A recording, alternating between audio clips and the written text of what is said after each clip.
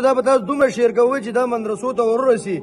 دې مدرسې والا موږ سره رابطه کړې وه چې موږ سره قرآن پاک ضعیفه دي، موږ ماشومانو له قرآن پاک راورسوئ. نو دوی ته موږ 50 قرآن پاک راورسول. که تاسو غواړئ چې نورو مدرسو ته یې قرآن پاک میلاو شي نو دا ویډیو پیغام مخکې شیر کړئ، ریپوسټ هم کړئ. الله پاک به تاسو له اجر راکړي او پوره ویډیو موږ سره وګورئ. موږ ته موږ قرآن پاک دې مدرسه کې ورکړ، دا چې ماشومان دي وګورئ چې دوی سره قرآن پاک ضعیفه وو.